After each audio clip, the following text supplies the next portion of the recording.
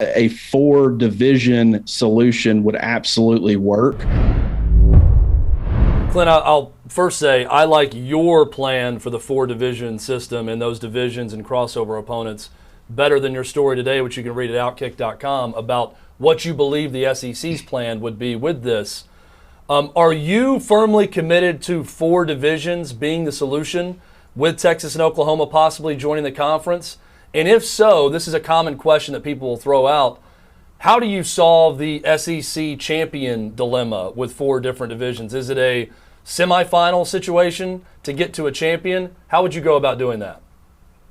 Well, this entire thing is going to be a puzzle to figure out. When you start adding, 2 teams to the mix, it's a 16-team super conference. You can no longer have just simply have 8 conference games. If you want to be able to have everything work out, you would have to go to 9 conference games, and that way you can keep the 7 division, 1 crossover, and then 1 rotating into play. I think a 4 division solution would absolutely work. Granted, the only thing that you would have to try to figure out is rotating those teams that are not part of your division, which you would play 3 division opponents and then 2 permanent crossover opponents. That way you can keep some of those rivalries that have been built over the years alive.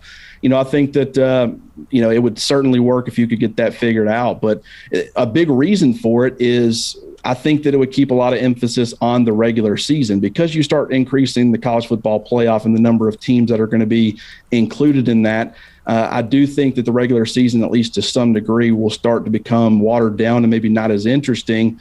But if you have, teams competing for something other than just trying to get into the college football playoff, and that you're just competing with essentially 3 other teams, if you got to a point where you had 4 automatic bids to the college football playoff, and that wouldn't happen. I don't even know if it would happen with 12 teams or even 16 teams. I think 16 would become a lot more realistic to make it automatic bids for whoever won their particular division. But I think once you start getting up there, and I think that we do eventually get to 16 and 20, I just think the money's too much. And with you creating super conferences like this, I think everything becomes a lot more difficult. And you're absolutely right. The conference championship question is one that's going to get brought up, a ton.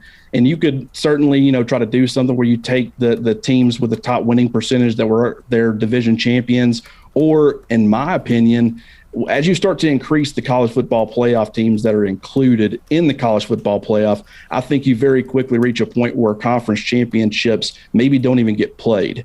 Because, as you add more games, you can only do that so many times to, these young student athletes before you start getting some pushback from people. And one potential solution going to, 16 teams or even 12 teams or 20 or whatever you kind of pick for it would be to eliminate at least 1 game through the conference championships. And then you start talking about win percentage and standings and things like that. It will be very interesting to see how it all plays out. But I think you could get by without having conference championships as you continue to increase the number of college football playoff teams.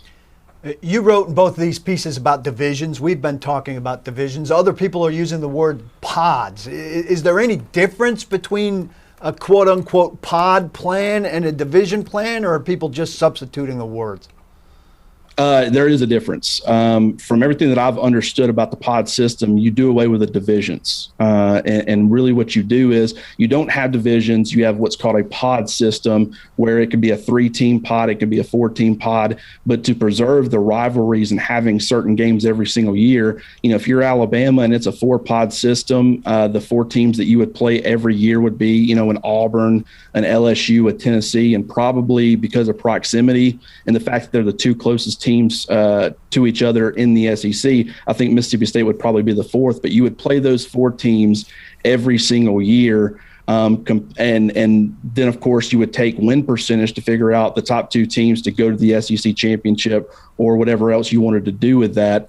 The division is a little bit different, and I personally like it. I like the fact that there's, like I said, there's more to play for. And I think that when you're trying to make the pitch to the college football playoff for getting as many teams as possible from the SEC into the college football playoff, I think, if you're the 4th best team in the SEC, that doesn't say as much as you being able to say that you're the North, division winner or something, similar to that. So I do think that at least personally, I think that the conference would do well doing the divisions rather than doing the pod system. But from a scheduling standpoint, either one of those is going to be a lot easier than keeping the 2 8-team, divisions with 16 teams. I just don't think that that's a realistic thing, and a lot of people are pushing for that.